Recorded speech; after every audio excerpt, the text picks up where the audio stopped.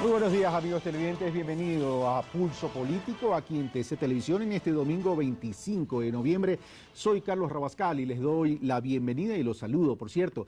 El día de hoy vamos a continuar con los análisis que hacemos todos los domingos y el tema para este domingo 25 de noviembre son las elecciones 2013. Evidentemente, la democracia ecuatoriana quiere seguir fortaleciéndose y para el 2013, el 17 de febrero del 2013, están planteadas las elecciones para presidente y vicepresidente de la República como para candidatos a la Asamblea Nacional. Esto ya parece, y aquí aprovechando que está Fernando Carrión, ya parece la previa de un campeonato de fútbol y comienzan a sonar pues no solo las contrataciones, sino comienzan a sonar quién tiene más opciones de quedar campeón.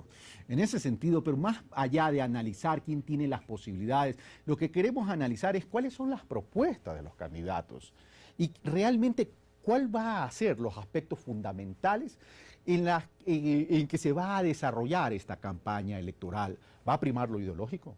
¿Va a primar las propuestas de gobierno?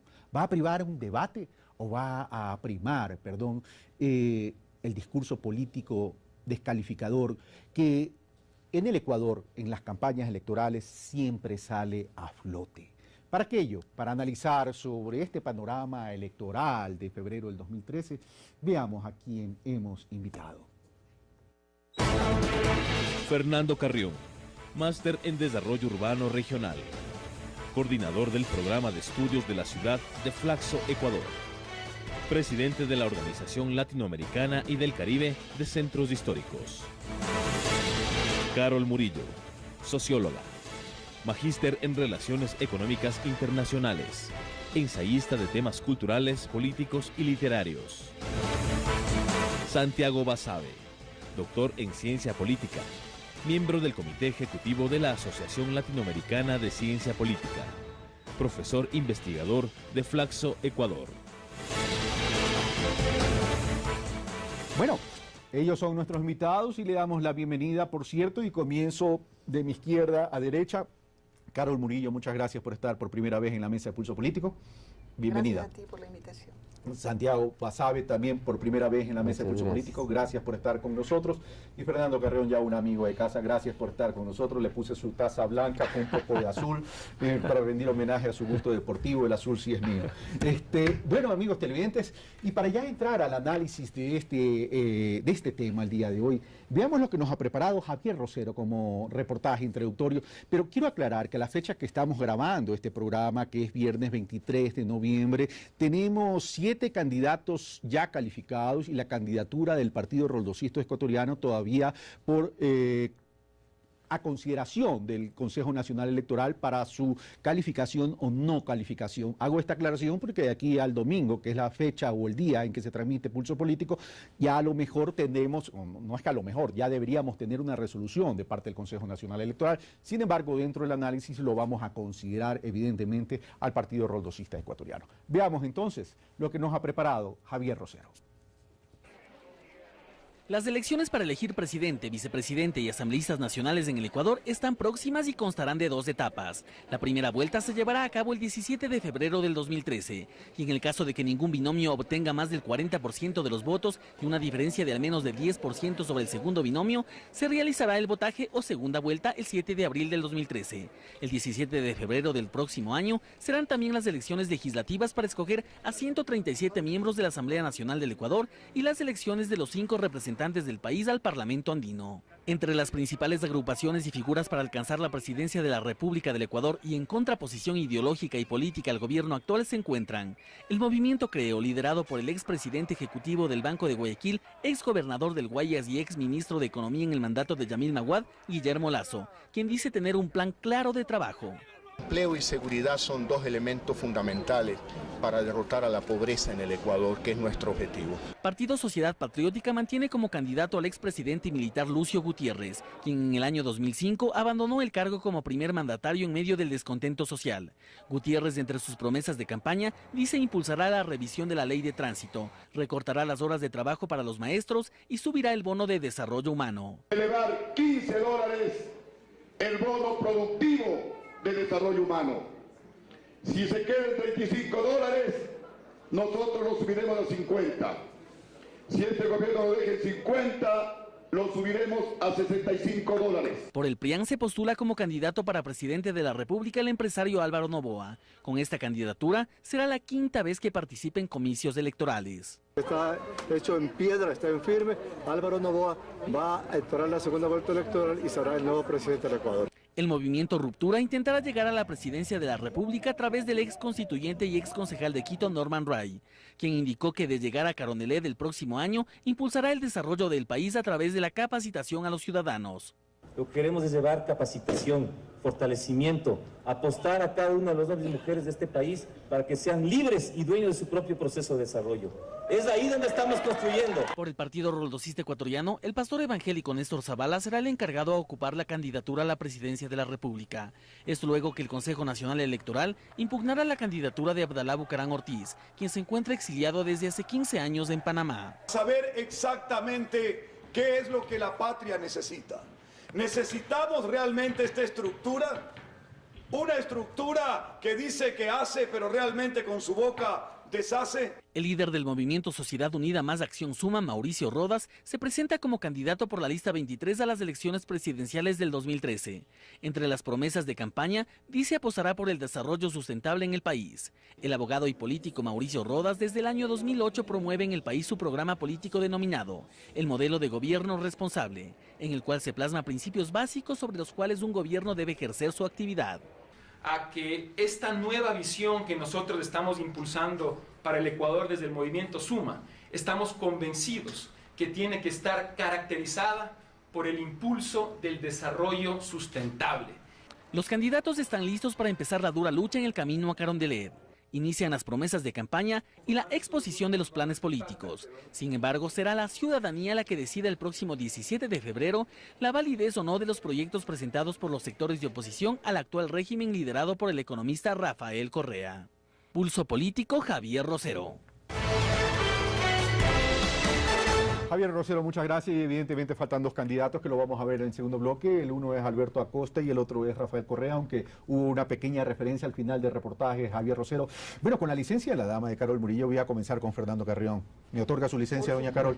Bueno, vamos a donde Fernando Carrión, que hemos dicho fuera del programa que ha venido súper afilado el día de hoy. Fernando, bueno, ya tenemos un panorama de candidaturas, independientemente de que todavía falta la inscripción del pastor evangélico y doctor en teología Nelson Zavala.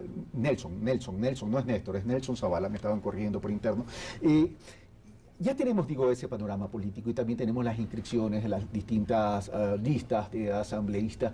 Quiero comenzar preguntándote, para ya entrar después de lleno al análisis de lo que proponen, de las opciones, etcétera. ¿Trae algo de novedad, algo de novedoso estas elecciones distintas a las anteriores, Fernando?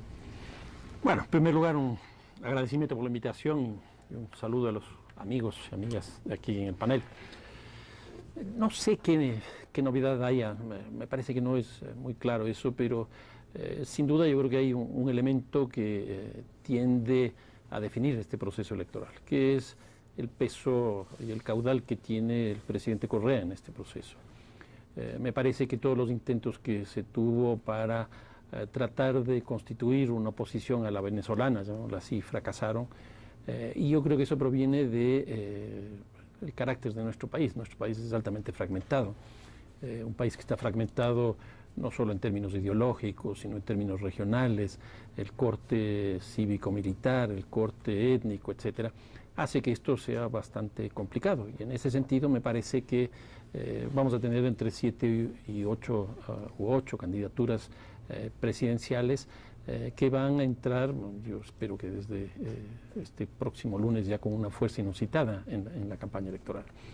Yo creo que aquí lo interesante también ha sido cómo se conforman los binomios de cada una de las candidaturas justamente para tratar de representar esta diversidad que tiene el país. El primer caso que me llamó poderosamente la atención es el binomio del candidato presidente Rafael Correa. Uno suponía que iba a ser mujer, que iba a ser de la sierra, pero ninguna de estas dos cosas ocurrió y más bien se fue por un candidato costeño. Aquí la impresión que me da es doble. Una, y es que Rafael Correa está escogiendo no un candidato, sino un vicepresidente, que se va a dedicar aparentemente a una de las áreas más estratégicas de su gobierno en los próximos 4 años, cuál es toda la parte minera, petrolera, etcétera. Y en segundo lugar, no solo que escoge un vicepresidente, de hecho, sino que muestra también una trayectoria de su propio gobierno, de su estilo, de su hacer político, de transición hacia la costa, que fue claramente especificada en la consulta popular de marzo del año 2010. ¿Te refieres con la fuerza de la votación de la consulta popular, fundamentalmente en la costa ecuatoriana? Y lo que él mismo ha venido sosteniendo, que el bastión electoral de él va a ser Guayaquil y va a ser la costa. Entonces me parece que aquí su binomio no fue una representación de la diversidad, sino más bien de consolidar una tendencia de su gobierno hacia ese lugar. Ok, gracias Fernando. Ahora sí voy con la dama y después voy con don Santiago. A ver, Fernando ha dicho algunas cosas. Dice, estas elecciones no sabe si nos trae algo novedoso, Carol, pero dice, lo que sí nos trae es un fuerte capital político del presidente de la República con todo el aparataje del gobierno nacional y la dificultad producto del carácter del país de llegar a consensos, para una oposición de llegar a ser una oposición al estilo Venezuela, eso no se pudo, y eso, bueno, también es un poco entendible de acuerdo al carácter y a las características de la política ecuatoriana, es el candidato presidencial, es un paraguas para tener bloque legislativo. Y por otro lado, habla Fernando Carrión, es de que los binomios pueden traer algo interesante. Hay una alta presencia de género en los binomios, pero Rafael Correa rompe el esquema regional y tampoco se va por el tema de género y pone a un candidato costeño. Carol Murillo, ¿concuerdas que esto va a incidir fundamentalmente en las probabilidades de los candidatos hoy? Bueno, cuando surgen las coyunturas políticas en tiempos de elecciones, uno cree que va a suceder algo totalmente diferente y nuevo. Y queremos milagros. Y resulta que el escenario político actual no es un milagro ni es un escenario nuevo porque es producto de lo que es el Ecuador. Cuando tenemos una gama de candidatos presidenciales, 8 candidatos presidenciales, digamos que están aprobados, imaginémonos que están aprobados, uno cree que allí podría haber encontrado la famosa polarización que los medios de comunicación han postulado como una circunstancia real de la política ecuatoriana. Y precisamente los 8 candidatos muestran que no ha habido polarización, aunque la mayoría de ellos estén opuestos al presidente Correa y a su gobierno. Desde ese punto de vista, la falsedad de la polarización no existe. Para ti no hay polarización política en el país. Y los grandes perdedores de postular semejante situación son los medios de comunicación. Los medios de comunicación han querido convertirse en los intelectuales orgánicos de la oposición, y tienen a 7 candidatos que no los representan. y en esa circunstancia es interesante porque cada uno de ellos nuevamente nos retorna al Ecuador real, no al Ecuador de la ficción mediática. Esos 8 candidatos nos demuestran que los problemas regionales, los problemas de la inclusión social, los problemas de lo indígena, no están dibujados por los medios de la forma en que en la realidad sí lo están. De tal manera que ese escenario determina los razonamientos y los análisis en el presente. Y por supuesto, estoy de acuerdo con Fernando cuando dice el presidente sigue siendo el referente de todo el escenario. Y lo es porque representa un proyecto político, que podamos estar de acuerdo o no con él, pero él representa un proyecto político. La pregunta que yo me hago cuando veo a todos los candidatos es ¿qué representa cada candidato? Sea de izquierda, de derecha, de centro, no importa. ¿Qué representa y qué hay atrás de él? Y cuando uno analiza cada uno de ellos se da cuenta que casi no hay nada más que un discurso moral. Un discurso moral de espanto frente a lo que significa el proyecto político de la Revolución Ciudadana y además de una oposición salvajemente concentrada en un estilo y no en un proyecto. Ahora, es interesante lo que dice Carlos Santiago. Dice, el presidente Correa representa un proyecto político, pero independientemente del aparataje que tenga como gobernante en este momento y que evidentemente sí representa pues unas herramientas importantes, sobre todo en una campaña electoral, no se puede desconocer que desde el 2006 a la fecha, Alianza País y el presidente Correa, sobre todo, ha construido un proyecto político. Este proyecto político es la fortaleza de Rafael Correa frente a a la imposibilidad de haber formado o haber propuesto un proyecto político desde la oposición en toda esta gama que hemos realizado, incluso en esta gama que hemos anunciado de candidatos estarían partidos que fueron o movimientos que fueron aliados en su momento al presidente Correa, como el MPD, como Alberto Acosta, Gustavo Larrea y todos los movimientos de la Coordinadora Plurinacional de Izquierda, como también Ruptura de, bueno, ya ahora es Ruptura, ya no es de los 25, Ruptura, Santiago. Bueno, yo creo que el proyecto político, si en un principio tuvo una orientación clara, esa se la fue perdiendo a lo largo del tiempo. Yo creo que el apoyo popular es no al proyecto político del presidente de la República, sino al presidente de la República, que no es lo mismo. Es decir, aquí hay un líder con un fuerte apoyo popular, con mucho carisma, con mucha capacidad de transmitir ideas a la gente, pero eso está bastante distante de que sea un proyecto político orientado, que tenga un fin específico. Y pongo dos casos puntuales. El primero, el tema del bono y el aumento a través de la reforma legal que se acaba de dar en estos días. Podríamos decir, este es un proyecto que gira hacia la izquierda porque busca que el Estado tenga una protección sobre los ciudadanos, especialmente sobre sectores menos favorecidos, más allá de que el bono, en términos teóricos, es una idea neoliberal, no es una idea de izquierda. Pero asumamos lo que sí lo es. Y por el otro lado tenemos un proyecto de ley que está por aprobarse en la legislatura sobre Código Penal, Código Orgánico Integral Penal, donde la orientación es fundamentalmente hacia aumentar las penas, hacia aumentar la represión, que es claramente una visión más conservadora, ideológicamente corrida hacia la derecha. Entonces, ahí hay una imagen muy clara de una tensión evidente que existe en el régimen, que eventualmente se la puede ir resolviendo. Yo creo que se la va resolviendo de a poco, y el candidato vicepresidencial que hablaba Fernando hace un momento da cuenta de aquello, por dónde está girando el gobierno. O sea, el exministro Glass no pertenece precisamente al ala más de izquierda, más progresista, como dicen ellos, del gobierno. O sea, esto da cuenta de que hay un peso específico que no gira en realidad en torno a aquello. Ahora, y una precisión, Santiago, y disculpa que te interrumpa y puedes continuar luego, es cuando tú dices, lo que aquí hay es no un apoyo al proyecto político, porque tú dices, Alianza País y el presidente se han ido desmarcando un poco del proyecto político original del 2006, sino más bien un apoyo al presidente de la República. Entonces la pregunta es, Santiago, ¿significaría entonces que el pueblo tiene un alto o sea, el pueblo le cree tremendamente al presidente de la República? Sí, por supuesto. Por supuesto, el presidente de la República tiene un alto nivel de aceptación y de credibilidad popular. La gente que se ha ido del gobierno nuevamente es un reflejo de esta desorientación ideológica que ha venido sufriendo paulatinamente el gobierno. Los que se han mencionado son la gente de izquierda, la izquierda más orgánica, para utilizar el término de hace unos momentos de Carol, que ya no está más en el gobierno. Luego, el tema de los vicepresidentes que hablábamos.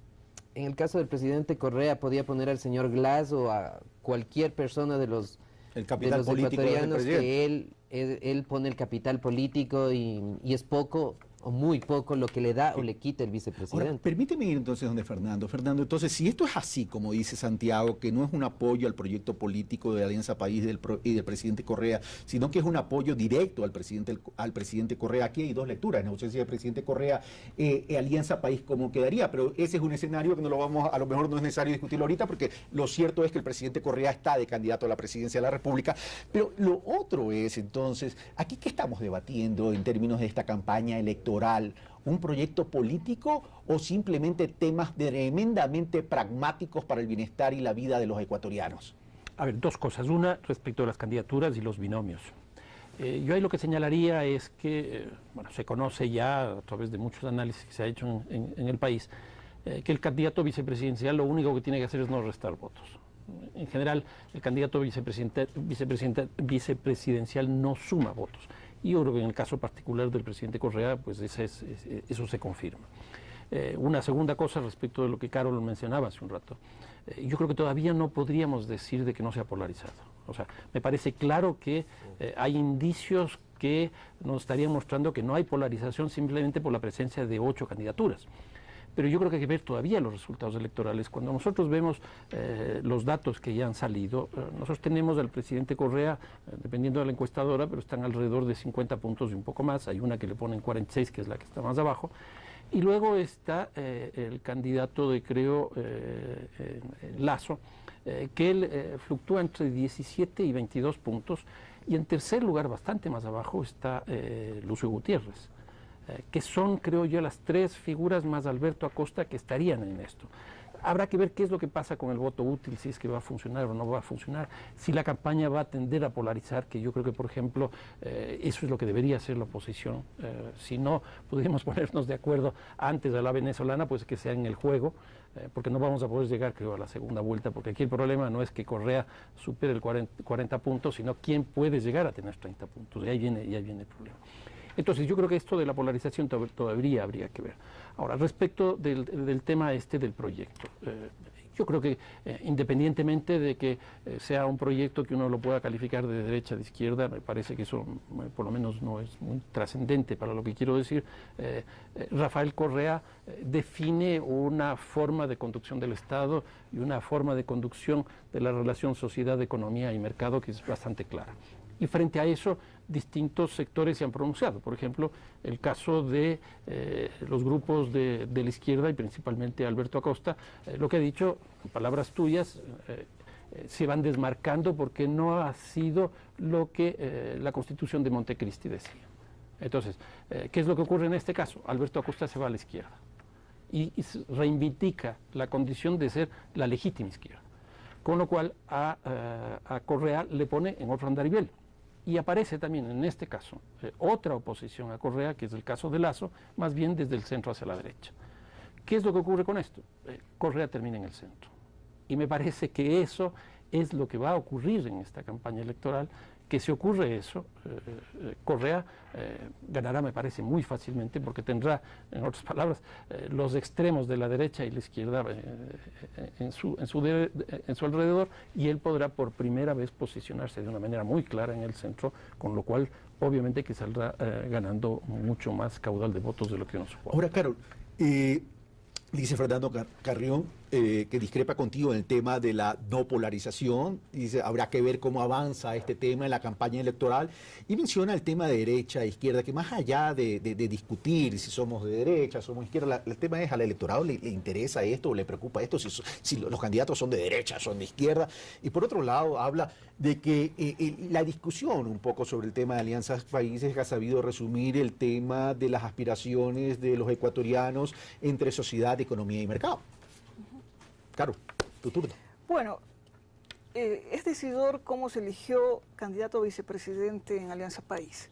Y es decidor porque el mensaje que yo interpreto de esa elección de ese candidato a vicepresidencial no tiene nada que ver con lo ideológico. Creo que el mensaje y el terreno en el que se está moviendo Alianza País y el gobierno es un terreno eminentemente político, pragmático. Y creo que el mensaje tiene que ver con el hecho de que se está nombrando a un compañero de equipo. Y cuando ves el candidato vicepresidencial de Alianza País en Glass y luego ves cómo se conformó la lista de asambleístas también de Alianza País, tú no estás viendo allí salpicado de la ideología a esos candidatos. Lo que estás viendo es que Correa está pensando en un equipo de gobierno, y un equipo de gobierno que esté en el Ejecutivo y que esté en el Legislativo. Y eso es, en términos políticos, absolutamente ingenioso. Ingenioso porque no están pensando en una cuestión absolutamente diferente, relativa. No, están queriendo copar la posibilidad de que el proyecto siga siendo viable. O sea, y de ahí, solo una precisión, Carol, de ahí entonces podría esto significar que al escoger gente que ha estado ya en el engranaje de todo este andamio de Alianza País, lo que él ha buscado es más lealtad a lo que él podría denominar su proyecto político. No, porque por una sencilla razón. La palabra lealtad se la ha embadurnado de una serie de cuestiones negativas. Creo que lo que está buscando es gente que trabaje. Cuando yo te hablo de equipo, yo quiero gente que venga a trabajar en este proyecto y que trabaje de manera eficiente. ¿Y qué le pide la gente a un gobierno o a cualquiera, que no solamente a Correa, que trabaje? Creo que la definición de la idea principal que maneja todo este proceso electoral en el campo del gobierno es la idea de trabajo. Y la idea de trabajo se la desliga de una manera inteligente, creo yo, de la cuestión ideológica. Y en ese punto de vista, ponernos a discutir acerca de los parámetros inamovibles de la izquierda o de la derecha, creo que es inútil. me parece inútil. Ok, gracias, Carol. Si ustedes tienen algo que opinar con relación a Carol, les agradeceré que lo hagamos luego del primer corte comercial. ¿Les parece? Venimos de inmediato, amigos televidentes. Recuerdo este Pulso Político. Soy Carlos Rabascal y estoy con Carol Murillo, Santiago Basabe y Fernando Carrión analizando las distintas perspectivas, opciones y el panorama electoral de cara a las elecciones de febrero 17 del 2013. Venimos de inmediato.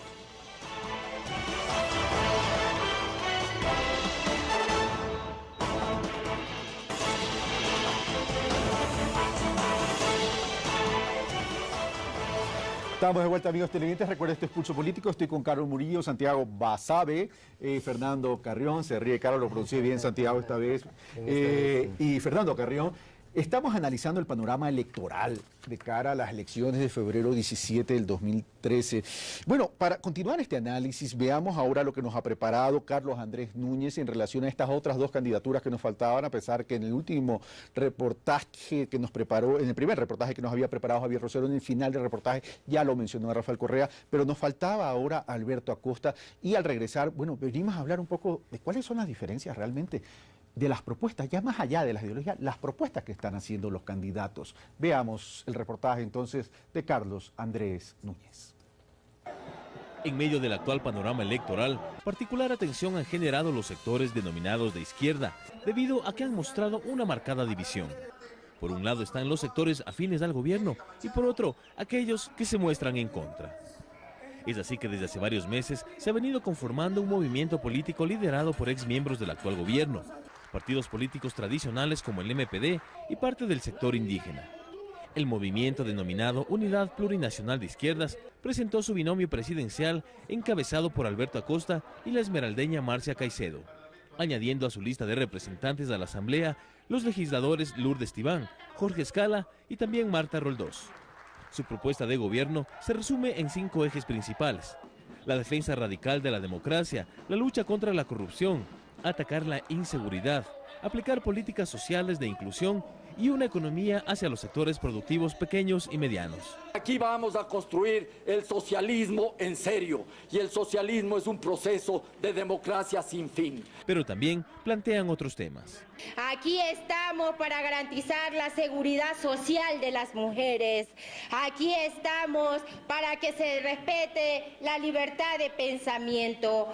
Aquí estamos para constituir el Estado plurinacional. Nosotros defenderemos la libertad de expresión, no solo de los comunicadores sociales, sino de todo el pueblo ecuatoriano, porque sin libertad no hay espacio para la crítica.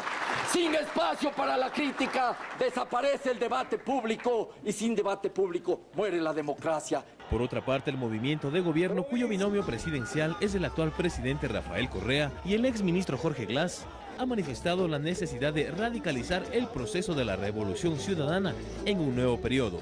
En ese sentido, han puesto énfasis en los sectores estratégicos. Todavía nos falta esa revolución agraria, todavía nos falta la diversificación de la matriz energética, todavía nos falta la democratización de los medios de producción, todavía nos faltan importantes cambios en el modelo de acumulación vigente.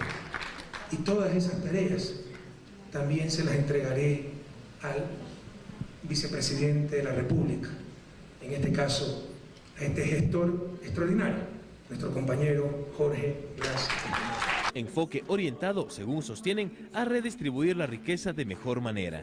Probablemente somos el único país en el mundo en donde por ley una parte de esos recursos son para donde están esos proyectos estratégicos. La Amazonía en este siguiente periodo saldrá definitivamente de la pobreza. Por primera vez en historia, la pobreza extrema por ingresos está en menos de 2 dígitos, en el 9%.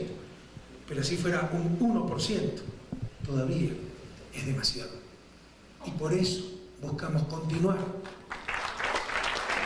con el poder político, manejando el Estado. Proponiendo una lista de candidatos asambleístas que incluye a Fernando Cordero, actual presidente del Parlamento, y a conocidos funcionarios del actual gobierno, así como algunos futbolistas. El programa de gobierno de Alianza País consta en total de 35 propuestas enmarcadas en el llamado socialismo del buen vivir.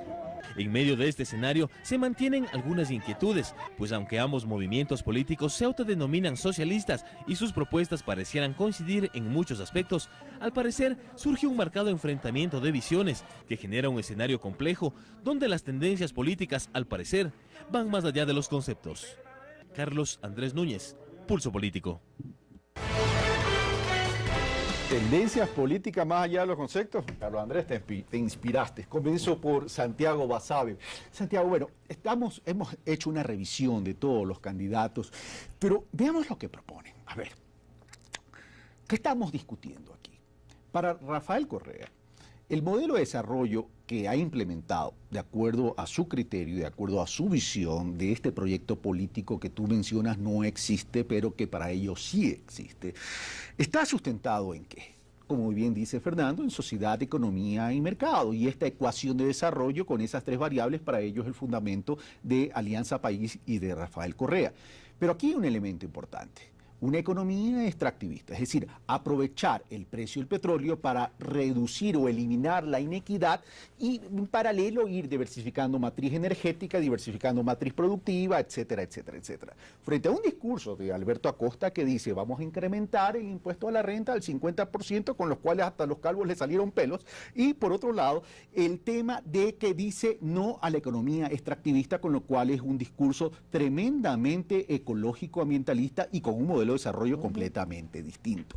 Y sale un Guillermo Lasso que, si bien todavía no alcanza a delinear su propuesta de gobierno, porque está fundamentando mucho en el tema empleo y del emprendimiento, y no ha salido de ahí, más allá de ratificar ciertas cosas del gobierno nacional que continuaría, como el tema de educación, por ejemplo.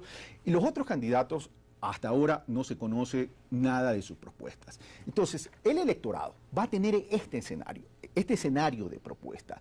Frente a este escenario de propuesta, se está discutiendo entonces, o el elector, ¿qué podría escoger? ¿Lo pragmático, con lo cual llena la olla, o lo ideológico y dogmático que proponen algunos otros candidatos? Bueno, creo que el primer caso, ¿no?, con lo que se llena la olla, y hay una acotación respecto a lo que decía Carol, que yo estoy en absoluto desacuerdo, que lo ideológico es inútil discutirlo. O sea, si lo ideológico no se discute en la política ¿de qué se trata? O sea, ¿cuáles son las ideas de la política? Podemos todos estar de acuerdo en que el tema de salud es un tema clave para el Ecuador, o el tema de la educación. ¿Cómo vamos a mejorar la salud? Podemos tener una visión diferente si somos de izquierda, si somos de derecha. Igual en otros temas. Y eso, ¿cómo hacemos? Esa es la ideología precisamente. Yo puedo cambiar la salud pensando en el sector privado, que sea el que se encargue de dinamizar esto a través de la libre competencia, y puedo pensar en la salud concentrando todo desde el Estado. Y como eso desarrollas un modelo de gestión. Eso es ideología, eso es pensar más del centro hacia la izquierda o del centro hacia la derecha, y lo que estamos discutiendo es precisamente eso. Efectivamente, en el caso del electorado, vota en función de las cosas del día a día. Y por eso Rafael Correa es lo que es, por eso tiene una maquinaria de atracción de votos inmensamente grande como es ahora. Pero si el pueblo entonces vota por eso, de nada sirve entonces que los otros candidatos propongan otra cosa. Bueno, tanto vota así el electorado que un candidato extremadamente ideológico como Acosta tendrá un margen máximo del 10%. Tanto es así que hemos llegado a un gobierno que se dice de izquierda luego de haber transitado en el centro a la derecha como Durán Ballén. O sea, si observamos el recorrido de los presidentes y de las votaciones legislativas y presidenciales en el Ecuador del 79, lo que salta a la vista es que hay una altísima volatilidad electoral, que en términos simples quiere decir que la gente hoy le vota a la derecha, mañana le vota a la izquierda, vuelve a la derecha y vuelve a la izquierda. ¿En función de qué? En función de lo que observa. Es decir, ya no habría ese péndulo. Las personas no votan pensando en los valores de la democracia, en las instituciones políticas, en la división de poderes. No, vota lo que observa. Y lo que observa en este gobierno es buena obra pública, un bono que es importante y un presidente al que le creen.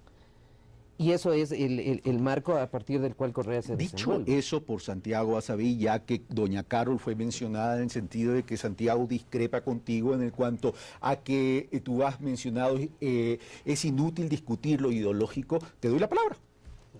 Es que yo no dije eso. Yo no dije eso. Yo lo que dije es que tú no puedes separar la ideología de las decisiones políticas y concentrar todo lo ideológico en el análisis.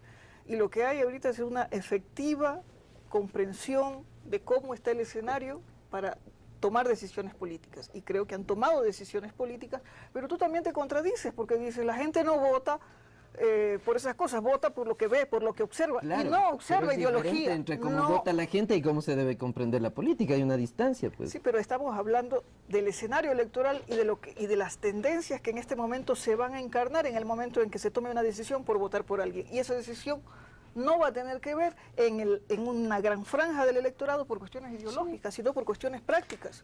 Ahora, cuando tú dices, la gente, y Santiago también dice, y creo que Fernando también lo dice, la gente vota por lo que ve, por lo que siente, lo que palpa, cómo ha mejorado la vida. ¿Significa esto que la gente, al votar por lo que ve, está viendo un rumbo del país y que hoy, más allá de la ideología, está viendo es que la ideología es la eficiencia en los servicios desde la política pública y desde las estrategias sociales? Mira, los analistas políticos, y digamos que estoy en ese grupo, a veces cometemos el error de salirnos de la realidad y analizar los hechos desde una construcción ideológica propia o de grupo. O de una perspectiva muy intelectual y nos alejamos de un pueblo. O de las propias convicciones y de las cosas que nosotros queremos que sean. Pero resulta que a veces no son las cosas como queremos que sean, sino como son. Ya quisiéramos que el país y la gente votara de una manera racional y esté pensando en el Estado y en todas aquellas cosas maravillosas que el deber ser de la política nos dice. Pero en la realidad las cosas son diferentes. Son tan diferentes que todos los candidatos de cualquier, sea de Sociedad Patriótica, de Alianza País, de Creo, de lo que seas, tú miras las listas y ves unas cosas estrambóticas, por decirlo menos. Y tú dices, ¿pero por qué? ¿Por qué futbolistas? ¿Por qué cantantes? Los presentadores de la radio y de la televisión están asustados por lo que pasa. ¿Pero acaso no son los futbolistas, los cantantes, los presentadores de televisión productos mediáticos que en determinados espacios tienen una estelaridad y en otro espacio no la tienen? Esos son productos sociales de este país, de esta sociedad. Cuando se cambian a otro escenario, comienzan a ser rechazados, mientras tanto no. O sea, ese moralismo y esa manera de calificar a estos seres que de pronto encarnan lo que realmente es el país, a mí me parece no aterrizar. Okay. Y querer pensar el análisis político solamente por el deber ser ideológico me parece también un tremendo error. Sin perjuicio, Fernando, y ahora sí, mira que te doy la palabra al último, te doy la palabra al último, hago esa aclaración. Es una broma que no la puedo contar ahorita. Sin perjuicio que puedas, digo, acotar lo dicho por Santiago, lo dicho por Carol, en este sentido, el pueblo ecuatoriano, o mejor dicho, estos distintos actores de la política, que están opuestos a Correa, es decir, los otros candidatos evidentemente también quieren ganar el campeonato, en este caso quieren ganarle a Correa, independientemente si se juntan, no se juntan, etcétera, etcétera, porque ya están inscritos, están dispersos, etcétera, etcétera. Estos candidatos, digo, que han tenido la imposibilidad de instrumentar una propuesta concreta de un proyecto, o por lo menos hacerlo ver como un proyecto. Entonces, si se creen perdedores, realmente están apuntando a tener una construcción y un posicionamiento de aquí a 4 años más, pensando que Correa se va a desgastar y que ese proyecto político se va a desgastar y que ya no tendría más chance. Pero por otro lado, a lo mejor, dice, bueno, vamos a enrumbar nuestros dardos y nuestra artillería para ver qué conseguimos en la Asamblea Nacional. Es decir, ¿estarían renunciando ya a las posibilidades? A ver, yo lo que diría es que todo proceso electoral lo que busca es construir una representación en una coyuntura específica. Aquí en el caso del Ecuador tenemos dos cosas respecto a la representación. Uno, que me parece que es importante y que no lo estamos añadiendo en el debate, es el método de Hunt que se va a utilizar para los repartos en las provincias. Y en segundo lugar, cómo 3 provincias, el caso de Manabí, Guayas y Quito, y Pichincha, se dividen en distritos. Ya hizo usted a Quito provincia. Es una región, como yo diría que para usted es una aspiración, a lo mejor. Y entonces, ¿a qué voy con esto? Antes, por ejemplo, el caso de Pichincha tiene 16 puestos para que se represente en la Asamblea. Antes, ¿qué es lo que hacíamos? Escogíamos hasta, por decir algo, el 4.º puesto, el 5.º puesto, donde se suponía que teníamos posibilidades de acceder a la representación. Hoy día ya no se puede hacer eso porque tenemos distritos que tienen 3 representantes. En aquellos que van con su circunscripción. Exactamente. Guayas, Manabí y Pichincha. Que son las 3 provincias de mayor población electoral. Entonces, eso también implica cambios sustanciales, porque esa es una nueva forma de representación que vamos a tener en la Asamblea. Entonces, uno son estos métodos, el de Hunt, el de Webster, que es el que utilizan para el reparto nacional, y el de Hunt para las provincias y los distritos. Entonces ahí vamos a construir una representación que va a variar. Y la segunda, lo que también estamos discutiendo aquí, que se le está dando mucha importancia y se le va a dar importancia en general en los debates, es respecto a esto de los programas de gobierno o las ofertas. Aquí, ¿qué es lo que creo yo? El gobierno nacional tiene un proyecto y me parece que es extremadamente claro. Lo que tiene que hacer el gobierno es una traducción del ejercicio del gobierno con el proyecto que tiene ahí para convertirlo en programa. Y yo creo que eso lo tiene. ¿Qué es lo que pasa desde las otras candidaturas? Hay unos que no están pensando en gobierno, sino que están pensando en construir, algo que tú mismo señalabas, un bloque parlamentario. Entonces, por ejemplo, esos no están disputando la presidencia de la República, sino que están tratando de generar bloques parlamentarios. Yo creo que ahí está el caso de el PRE, yo creo que ahí está el caso del PRIAN, yo creo que ahí está el caso de Suma, creo que ahí está el caso de Ruptura de los 25, y los que están en pelea realmente debatiendo respecto de la posibilidad o no de ser gobierno, me parece que son 4 candidaturas. ¿En esa franja no lo pones Alberto Acosta? Yo creo que son 4 candidaturas que estarían por el gobierno. ¿Ya? Okay. En este caso sería justamente Alberto Acosta, estaría el coronel Gutiérrez, estaría Lasso y estaría Correa. Entonces, en este caso, en estos 4 casos, obviamente las cosas que se proponen van a ser totalmente distintas a los otros 4. Porque estos 4 me da la impresión que de entrada ya dijeron, nosotros no nos vamos para la presidencia. Por ejemplo, Bucarán, lo que quieren es traerle a Bucarán. Entonces necesita un bloque parlamentario para negociar. El caso de el PRIAN, yo creo que es muy claro. Ahí lo que hay es una candidatura, incluso yo diría corporativa en términos personales, que me imagino que eso no tiene ninguna coherencia en términos de ciencia política, pero lo que hay es una representación de una familia, que tenemos un binomio familiar y que lo que queremos es que no nos cobren impuestos. Entonces, me parece que también hay que tomar en cuenta esto según las aspiraciones que cada uno de ellos tiene. Ok, Santiago Basabe. Con el perdón de la mala pronunciación de tu apellido, por favor. Bueno, a mí me da la impresión que, excepto quizás Alberto Acosta, quizás Norman Ray, el resto de candidatos saben y le apuntan precisamente a lo que ha sido la regla de la política en el Ecuador desde el año 84. Acá no se necesita ser presidente de la República para gobernar. El poder no está en el Palacio de Carondelet, está en la legislatura, porque en función de los tamaños del número de asientos que tengamos, vamos a tener la capacidad de presión y de chantaje político a los gobiernos de turno. Chantaje que se da en el amplio sentido de la palabra, y por eso tuvimos antes partidos que sin estar en el Ejecutivo tenían muchas prebendas. ¿Cómo se manejaba esto? Y me da la impresión que algunas cosas se siguen manteniendo en función de intercambiar un voto legislativo por una asignación presupuestaria a una provincia específica, de la provincia específica, a partir de los prefectos o de los alcaldes, salen contratos específicos, estos contratistas tienen vínculos con los actores legislativos. Esto sabe todo el mundo en la Asamblea y sabemos todos, nadie lo dice, pero es así.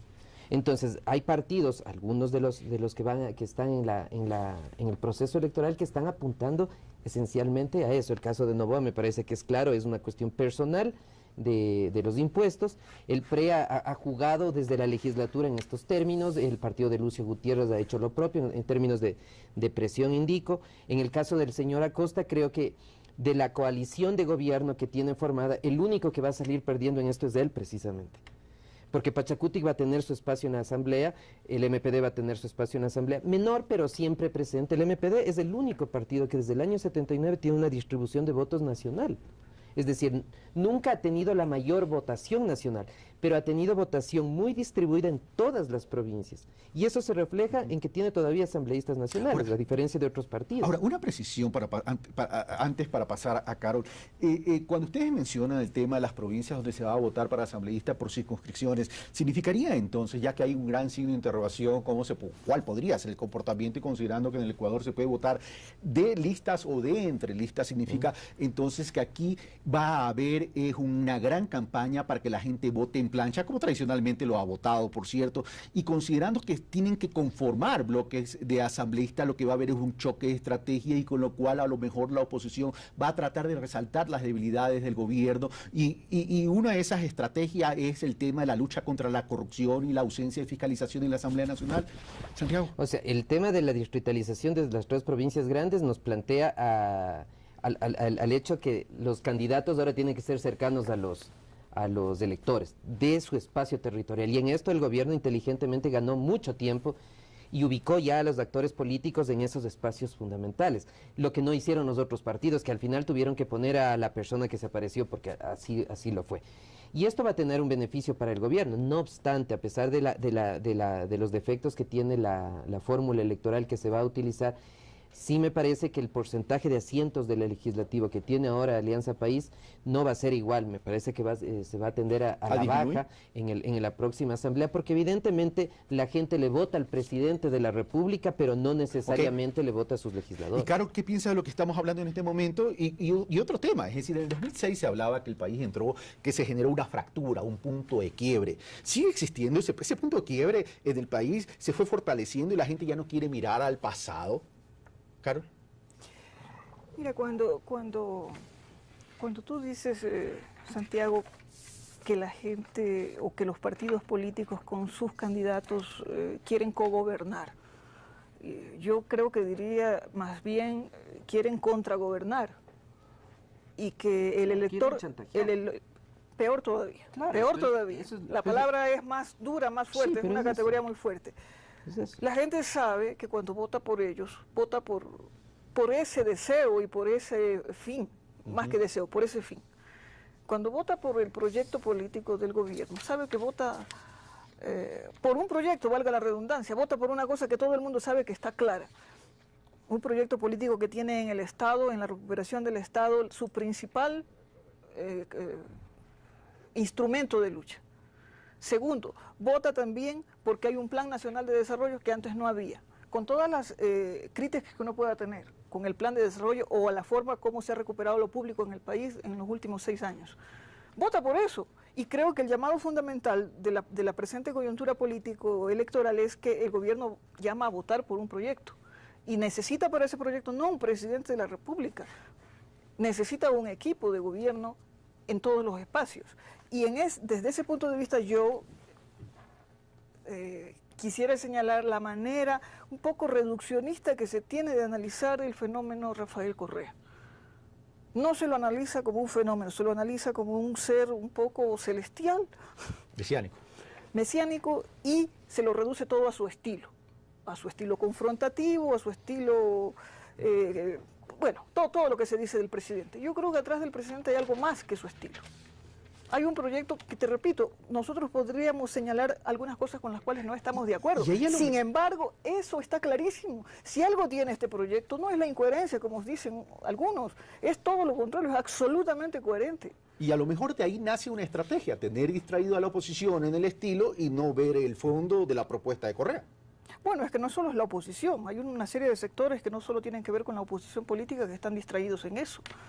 Y están distraídos precisamente porque del otro lado deberías tener también la propuesta de un proyecto. O sea, si tú sientas aquí al señor Lasso, al señor Lucio, la idea sería preguntarles, a ver, ¿cuál es su proyecto? ¿Y qué te dicen? Vamos a poner la cerveza los domingos. El señor Lasso sabe decir eso.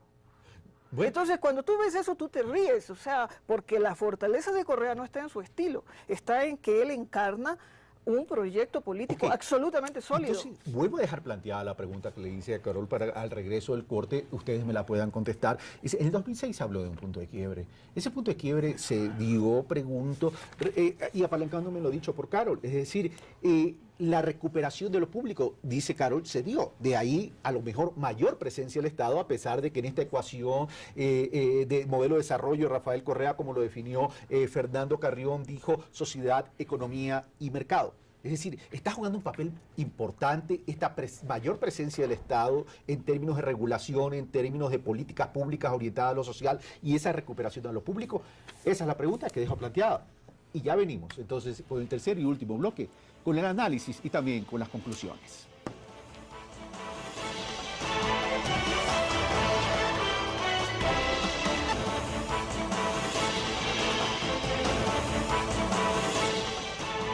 Estamos de vuelta, amigos televidentes. Les recordamos, estábamos con Carol Murillo, Santiago Basabe y Fernando Carrión analizando el panorama electoral del 2013.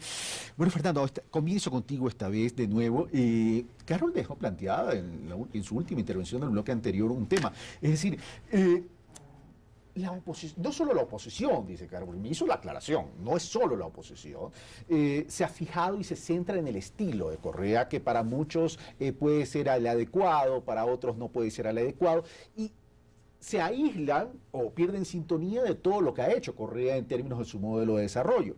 Y en ese sentido, cuando yo pregunto, ¿existió una verdadera ruptura? Esa ruptura todavía existe, es decir, mayor presencia del Estado, mayor presencia en cuanto a lo público, se recuperó lo público y toda esta política orientada a lo social.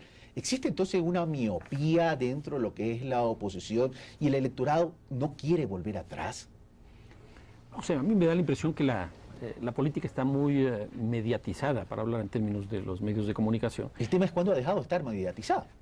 Sí, pero ahora mucho más, porque con la crisis del sistema de representación los medios de comunicación han tomado un rol mucho más fuerte, se han convertido prácticamente en actores, no solo de defensa de su accionar, sino también de representación de la colectividad. Pero y ahí tengo una precisión, y esto ya es opinión de Carlos Rabascal por si acaso, pero acordémonos que en el 2006 los medios de comunicación jugaron un papel importante en la elección de Rafael Correa. Es que todavía... y son los mismos medios que hoy critican sí, ese tema, ¿no? Pero es la misma crisis de representación que había en esa época. Sí, no, en eso estoy de acuerdo contigo en la segunda parte. Sí. Ahora, yo lo que quisiera señalar son dos cosas muy cortitas. Una sobre el tema de los distritos.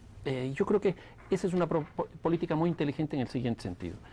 La ciudad de Guayaquil y la de Quito, y principalmente la de Quito, que yo conozco mucho más, las ciudades están segregadas socialmente en el territorio. Definitivo. Entonces, por ejemplo, en el caso de los distritos, en el caso de Quito, un distrito es del centro hacia el sur y el otro es del centro hacia el norte. Sabemos exactamente que hacia el sur están las grandes barriadas populares y hacia el norte están las grandes barriadas, llamémoslo así, de los sectores de altos ingresos. Obviamente que ahí va a haber una disputa muy grande, me parece, en el Distrito del Norte, entre varios partidos, porque la mayoría de sus formas de construcción de la representación está ahí, y me parece que en el caso del sur el gobierno puede tener, o Correa puede tener, o Alianza País puede tener una representación mayoritaria. Y si esto que yo estoy diciendo en el caso de Quito es exactamente en el caso de Guayaquil, que es así, por ejemplo, la parroquia Febres Cordero es una parroquia fundamentalmente popular y probablemente la más grande que tiene el país.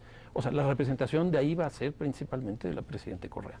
En otras palabras, me parece que ahí uno de los temas centrales de construir la representación vienen de estos distritos. La segunda cosa del programa, yo creo que el presidente Correa, y nuevamente señalo, su gobierno ya es un programa.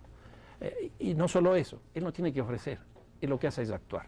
Cuando se produce esta propuesta de Guillermo Lasso de que se suba el bono a los $50 por persona, Rafael Correa no ofrece, Rafael Correa hace. ¿Y qué es lo que ocurre? Aprueba ya la ley que va a permitir esto y el primer desembolso de esos recursos se hace en enero y el segundo en febrero, con lo cual va a tener un impacto político muy grande. Entonces, yo creo que ahí está la diferencia. Para unos, el gobierno de Correa ya es un proyecto, ya es un programa. Para otros tienen que construir, generalmente lo construyen apelando a la oposición. En otras palabras, este gobierno ha sido demasiado público, hay que seguir en la línea privada. Este gobierno no ha sido suficientemente de izquierda, tenemos que irnos a la izquierda. Entonces, yo creo que el gran elector, independientemente de la posición que tengan, el punto del centro de este rato es Rafael Correa. Bueno, Fernando acaba de hacer un lineamiento de este mapa electoral, es decir, en los barrios populares, dice, Correa va a tener una gran mayoría, y en los barrios del norte, por llamarlo de alguna manera, tanto en Guayaquil y Quito, yo Manabí no opino porque no conozco muy bien el tema de la realidad electoral de Manabí, también sucedería lo mismo. Pero aquí viene la pregunta. ¿Qué papel entonces va a jugar Madera de Guerrero en Guayaquil, sobre todo en la provincia del Guayas, fundamentalmente, con el apoyo de Jaime Nebot, alcalde de Guayaquil, con un alto indicador de popularidad en Guayaquil en cuanto al apoyo al movimiento Creo de Guillermo Lasso y habiendo sacado una sola lista para asambleísta? Bueno, Guayaquil va a ser, y el Guayas en general es un tema de discusión para el gobierno, me parece, más allá de retórica, en el sentido que va a ser su fortín, Madera de Guerrero, el Partido Social Cristiano, tiene una amplia aceptación popular en la provincia en general y sobre todo en la ciudad de Guayaquil. ¿Pero es el movimiento Madera Guerrero o es el Partido Social Cristiano o es Jaime Nebot? Es Nebot y algunos líderes que están alrededor de Nebot. O sea, ¿logran endosar? Cintia Viteri es una persona que tiene un espacio ganado en la costa y específicamente en la ciudad de Guayaquil. Entonces, y es el Partido Social Cristiano con las ideas social cristianas, que más allá de que nos gusten o no, tiene unas ideas muy claras que en eso, y vuelvo al tema del proyecto político, si observamos cómo concibe la seguridad ciudadana, por ejemplo, el Partido Social Cristiano, cómo concibe algunos temas de libertades de las mujeres, como el aborto, es exactamente como la concibe el presidente de la República. No hay ninguna diferencia entre una posición y la otra, y si no escuchemos los debates de unos y otros, ¿cómo mejoramos la seguridad? Aumentando las penas. Eso lo dice Cintia Viteri y lo dice también el régimen. Pero volviendo al punto, entonces creo que ese es un espacio donde va a haber mucha tensión política, donde las personas que alcancen los escaños va a estar muy dividido entre el Partido Social Cristiano o Madera de Guerrero, entre Alianza País, y también creo va a tener alguna fuerza específica. Sin embargo, creo que en las otras provincias hay también un espacio fundamental y ahí el gobierno no se ha logrado consolidar. Me refiero fundamentalmente a la Sierra Central. Gracias, Santiago. Carol. Bueno, a pesar de que uno puede criticar esa manera de ver el Código Penal, las cuestiones del aborto en el pensamiento del presidente, uno no puede alejarse de que el Partido Social Cristiano y sus aliados Madera de Guerrero también tienen un modelo. Ellos sí tienen un modelo privatizador, un modelo que ha sido aplicado en una ciudad de una forma coherente durante ¿cuántos tiempos? Durante 18 años. O sea, ahí hay una solidificación. Y si a eso le añadimos que el señor Lasso está respaldado por eso, sin embargo el señor Lasso cuando habla no dice nada.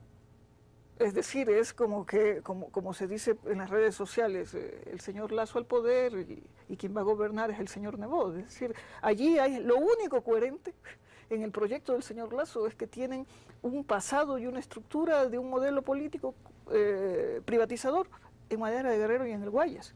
Y eso a mí me parece absolutamente peligroso. Ok, ahora ya para concluir, porque ya me quedan pocos minutos, muchas de las encuestas, como mejor dicho, no muchas, todas las encuestas han puesto como en primer lugar a Rafael Correa. Uno los dicen gana en la primera vuelta, pero en segundo lugar lo ponen a Guillermo Lasso y luego a Lucio Gutiérrez. Me voy a apalancar en estos tres candidatos. A Guillermo Lasso le va a quedar tiempo para poder llegar a un nivel de votación para alcanzar una segunda vuelta electoral, considerando que hoy el debate se está recuperando la memoria en términos de la crisis bancaria, y esa crisis bancaria un poco como que está jugando el ambiente, está haciendo presencia en el ambiente electoral por un lado, y por otro lado teniendo un Lucio Gutiérrez que siempre ha tenido un voto escondido por esa estrategia política del puerta a puerta y de recorrer, no tanta presencia a nivel de medios. A ver, yo lo que diría, viendo las encuestas que han salido, que son básicamente tres, una de las cosas que más llama la atención es la cantidad de personas que todavía no deciden por quién van a votar. 46%.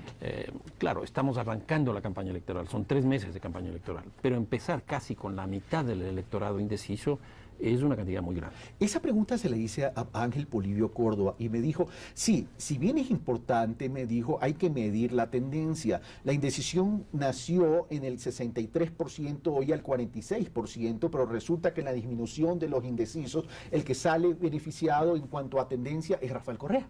¿Qué opinas? A ver, generalmente lo que ocurre con los indecisos es que tienden a reproducir la misma actuación de la gente decidida. Pero de todas maneras, esto quiere decir que si tenemos el 50%, para poner un número redondo, todavía de indecisos, la campaña electoral es la que va a definir mucho. Ahora, la campaña electoral no se define en abstracto, se define en concreto.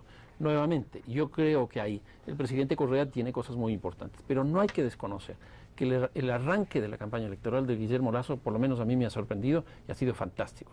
Es decir, desde que acepta la candidatura, que estaba con alrededor de 10, 12 puntos, llega, dependiendo de la encuesta, 17, 19. Hasta 22 llega a subir en una de esas, de 17 a 22 puntos. El 17 es alto, pero el 22 es espectacular, un salto altísimo. Ahora, habrá que ver si puede sostener eso Y si es que llega a tener el 30%, que para mí ese es el problema no es que Correa llegue al 40%, es que algún candidato de la oposición llegue al 30%. Santiago y luego Carol, terminamos. Bueno, yo creo que el señor Guillermo Lasso tiene un principal oponente político que no es el presidente de la República, es el coronel Gutiérrez. Porque en la medida que el coronel Gutiérrez empiece a subir en términos de apoyo electoral, esos votos son votos menos para el señor Lasso, no para el presidente. El presidente tiene un nicho muy establecido, me parece que tiene una tendencia a la estabilidad en términos de votación, creo que llegó a su tope electoral, y el tope electoral podría estar alrededor de las cifras que estamos diciendo, y el resto de la votación se va a dividir en función de estos dos candidatos, y vuelvo a lo del inicio. Lamentablemente para los intereses del señor Lasso, en la medida que Lucio suba en votación, se va a ver perjudicado, y el ganador en términos ya globales será el presidente. Lo cual significa que debería tener un cambio de estrategia también en la campaña de Guillermo Lasso. Pero ya no tendría tiempo. Su conclusión, doña Carol. Bueno, no solamente que el señor Lasso no solo tiene un problema con el señor Lucio Gutiérrez, el señor Lasso tiene un problema con el señor Lasso. El peor enemigo de su candidatura es él. Cada vez que toma una decisión o cada vez que opina sobre algún tema, se le va en su propia desgracia. Y los mejores aliados que tiene el presidente Correa son los 7 candidatos. No hay nadie que haya ayudado más al presidente Correa sino los 7 candidatos. ¿Consideras entonces lo que dijo alguien son sus directores de campaña? Bueno, no, el último chiste es que el mejor director de campaña que tiene el presidente Correa es el señor Osvaldo Hurtado. Bueno, gracias Carlos, gracias Santiago, gracias Fernando Carrión por haber participado en este análisis del panorama electoral de cara a febrero 17 del 2013. Como siempre, nosotros damos los insumos, los análisis, las conclusiones son de ustedes. Un fuerte abrazo, hasta el próximo domingo. Esto fue Pulso Político, soy Carlos Rabascal.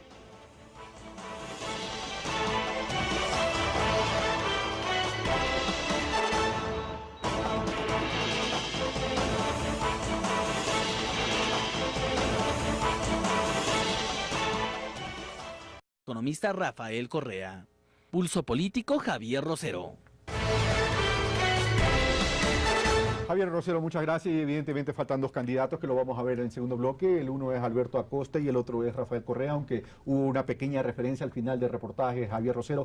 Bueno, con la licencia de la dama de Carol Murillo voy a comenzar con Fernando Carrión. ¿Me otorga su licencia, doña Carol? Bueno, vamos a donde Fernando Carrión, que hemos dicho fuera del programa que ha venido súper afilado el día de hoy. Fernando, bueno, ya tenemos un panorama de candidaturas, independientemente de que todavía falta la inscripción del pastor evangélico y doctor en teología Nelson Zavala. Nelson, no es Néstor, es Nelson Zavala, me estaban corrigiendo por interno. Ya tenemos, digo, ese panorama político y también tenemos las inscripciones en las distintas listas de asambleístas. Quiero comenzar preguntándote, para ya entrar después de lleno al análisis de lo que proponen, de las opciones, etcétera. ¿Trae algo de novedad, algo de novedoso estas elecciones distintas a las anteriores, Fernando? Bueno, en primer lugar, un agradecimiento por la invitación y un saludo a los amigos y amigas de aquí en el panel. No sé qué novedad haya, me parece que no es muy claro eso, pero sin duda yo creo que hay un elemento que tiende a definir este proceso electoral, que es el peso y el caudal que tiene el presidente Correa en este proceso. Me parece que todos los intentos que se tuvo para tratar de constituir una oposición a la venezolana, ¿no?, así fracasaron, y yo creo que eso proviene de el carácter de nuestro país. Nuestro país es altamente fragmentado, un país que está fragmentado no solo en términos ideológicos, sino en términos regionales, el corte cívico-militar, el corte étnico, etcétera, hace que esto sea bastante complicado. Y en ese sentido me parece que vamos a tener entre 7 y 8 candidaturas presidenciales que van a entrar, yo espero que desde este próximo lunes, ya con una fuerza inusitada en la campaña electoral. Yo creo que aquí lo interesante también ha sido cómo se conforman los binomios de cada una de las candidaturas, justamente para tratar de representar esta diversidad que tiene el país. El primer caso que me llamó poderosamente la atención es el binomio del candidato presidente Rafael Correa.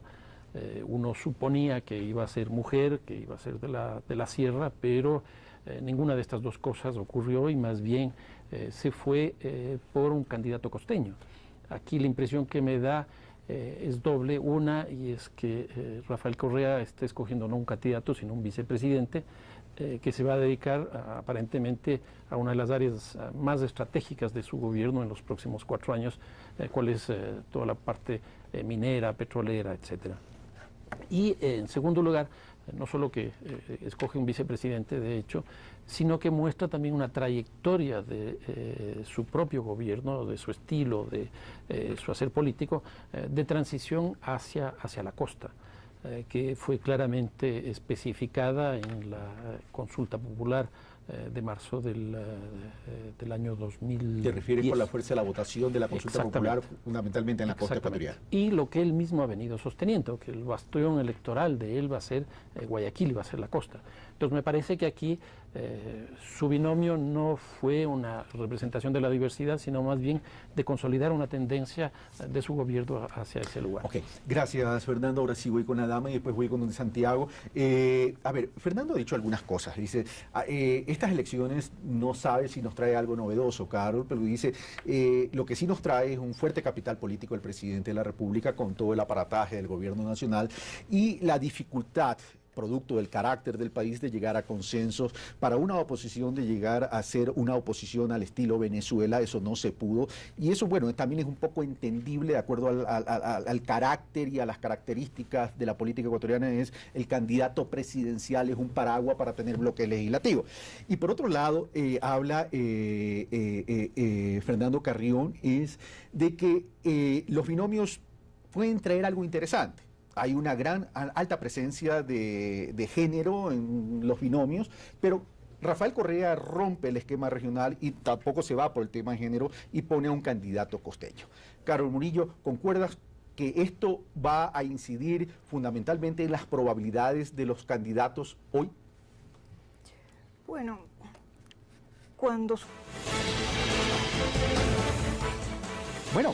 ellos son nuestros invitados y le damos la bienvenida, por cierto, y comienzo de mi izquierda a derecha.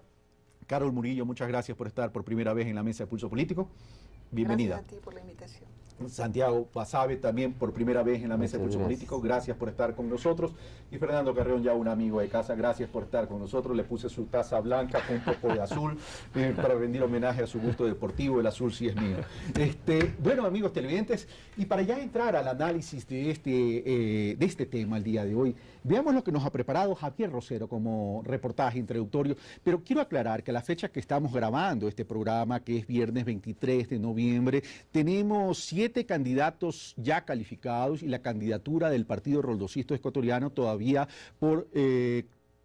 a consideración del Consejo Nacional Electoral para su calificación o no calificación. Hago esta aclaración porque de aquí al domingo, que es la fecha o el día en que se transmite Pulso Político, ya a lo mejor tendremos, no es que a lo mejor, ya deberíamos tener una resolución de parte del Consejo Nacional Electoral. Sin embargo, dentro del análisis lo vamos a considerar evidentemente al Partido Roldosista Ecuatoriano. Veamos entonces lo que nos ha preparado Javier Rosero. Las elecciones para elegir presidente, vicepresidente y asambleístas nacionales en el Ecuador están próximas y constarán de 2 etapas. La primera vuelta se llevará a cabo el 17 de febrero del 2013 y en el caso de que ningún binomio obtenga más del 40% de los votos y una diferencia de al menos de 10% sobre el segundo binomio, se realizará el votaje o segunda vuelta el 7 de abril del 2013. El 17 de febrero del próximo año serán también las elecciones legislativas para escoger a 137 miembros de la Asamblea Nacional del Ecuador y las elecciones de los 5 representantes del país al Parlamento andino. Entre las principales agrupaciones y figuras para alcanzar la presidencia de la República del Ecuador y en contraposición ideológica y política al gobierno actual se encuentran el Movimiento Creo, liderado por el expresidente ejecutivo del Banco de Guayaquil, exgobernador del Guayas y exministro de Economía en el mandato de Yamil Maguad, Guillermo Lasso, quien dice tener un plan claro de trabajo. Empleo y seguridad son 2 elementos fundamentales para derrotar a la pobreza en el Ecuador, que es nuestro objetivo. Partido Sociedad Patriótica mantiene como candidato al expresidente militar Lucio Gutiérrez, quien en el año 2005 abandonó el cargo como primer mandatario en medio del descontento social. Gutiérrez, entre sus promesas de campaña, dice impulsará la revisión de la ley de tránsito, recortará las horas de trabajo para los maestros y subirá el bono de desarrollo humano. Elevar $15 el bono productivo de desarrollo humano. Si se queda en $35, nosotros lo subiremos a 50. Si este gobierno lo deja en 50, lo subiremos a $65. Por el PRIAN se postula como candidato para presidente de la República el empresario Álvaro Noboa. Con esta candidatura será la quinta vez que participe en comicios electorales. Está hecho en piedra, está en firme. Álvaro Noboa va a entrar la segunda vuelta electoral y será el nuevo presidente del Ecuador. El movimiento Ruptura intentará llegar a la presidencia de la República a través del ex constituyente y ex concejal de Quito, Norman Ray, quien indicó que de llegar a Carondelet del próximo año, impulsará el desarrollo del país a través de la capacitación a los ciudadanos. Lo que queremos es llevar capacitación, fortalecimiento, apostar a cada una de los hombres y mujeres de este país para que sean libres y dueños de su propio proceso de desarrollo. Es ahí donde estamos construyendo. Por el Partido Roldosista Ecuatoriano, el pastor evangélico Néstor Zavala será el encargado a ocupar la candidatura a la presidencia de la República. Esto luego que el Consejo Nacional Electoral impugnara la candidatura de Abdalá Bucarán Ortiz, quien se encuentra exiliado desde hace 15 años en Panamá. Saber exactamente qué es lo que la patria necesita. ¿Necesitamos realmente esta estructura? Una estructura que dice que hace, pero realmente con su boca deshace. El líder del movimiento Sociedad Unida Más Acción Suma, Mauricio Rodas, se presenta como candidato por la lista 23 a las elecciones presidenciales del 2013. Entre las promesas de campaña, dice apostará por el desarrollo sustentable en el país. El abogado y político Mauricio Rodas desde el año 2008 promueve en el país su programa político denominado El Modelo de Gobierno Responsable, en el cual se plasma principios básicos sobre los cuales un gobierno debe ejercer su actividad. A que esta nueva visión que nosotros estamos impulsando para el Ecuador desde el movimiento Suma, estamos convencidos que tiene que estar caracterizada por el impulso del desarrollo sustentable. Los candidatos están listos para empezar la dura lucha en el camino a Carondelet. Inician las promesas de campaña y la exposición de los planes políticos. Sin embargo, será la ciudadanía la que decida el próximo 17 de febrero la validez o no de los proyectos presentados por los sectores de oposición al actual régimen liderado por el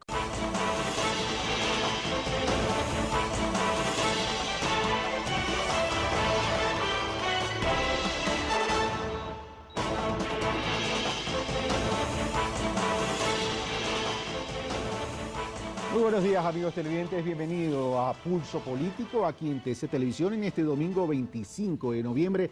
Soy Carlos Rabascal y les doy la bienvenida y los saludo, por cierto.